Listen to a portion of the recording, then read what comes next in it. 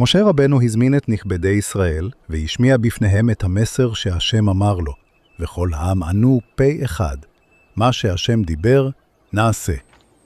למחרת בבוקר, ג' בסיוון, משה עלה להר והחזיר את התשובה להשם. השם אמר לו, אם כך, אני רוצה להתגלות אליך בתוך הערפל, כדי שכל העם ישמעו איך אני מדבר איתך, ויאמינו בך, ובנביאים שיהיו אחריך. משה ירד ואמר את זה לעם. אולם העם אמר, רצוננו לראות ולשמוע את מלכנו בעצמנו.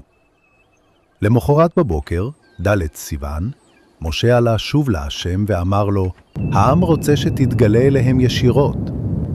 השם הסכים ואמר לו, אם כך, אמור להם שיפרשו מטומאה היום ומחר, ד' ה' סיוון, כי ביום השלישי, ו' סיוון, יתגלה כבוד אדוני לעיני כל העם, וגם העברים שבהם יתרפו, כדי שיוכלו לראות. סמן גבול סביב ההר, ותזהיר את העם לא לעבור אותו.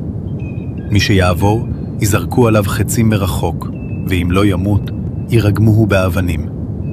רק כשישמעו כל שופר ארוך שמסתיים, יבינו שהסתלקה השכינה מההר, ויוכלו לעלות. משה ירד לעם והעביר להם את המסר. מתי היה מעמד הר סיני? לפי רבי יוסי, משה רבנו הוסיף עוד יום פרישה מדעתו, והשם הסכים איתו, ודחה את מעמד הר סיני לז' בסיוון. ואף על פי כן, אנחנו חוגגים מדי שנה את שבועות בו' בסיוון, שהוא התאריך שנקבע מלכתחילה. ביום השלישי, כשעלה הבוקר, נשמעו רעמים, נראו ברקים, ענן עבה כיסה את הר סיני, ונשמעה תרועת שופר חזקה ביותר, עד שהזדעזעו כל העם שהיו במחנה האוהלים שממול.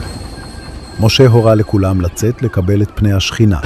העם יצא ועמד למרגלות ההר. הם ראו עשן שעולה מכל ההר, כי כבוד השם נגלה עליו בקרבות אש המגיעות עד השמיים, וכל ההר רעד בחוזקה. תקיעת השופר הייתה הולכת ומתגברת מרגע לרגע. השם אמר את שני הדיברות הראשונות. אנוכי אדוני אלוקיך, אשר הוצאתיך מארץ מצרים מבית עבדים. לא יהיה לך אלוקים אחרים על פניי. ואת 8 האחרות משה שמע מהשם ואמר לעם, כשהשם מגביר את קולו, כדי שישמעו אותו כל ישראל.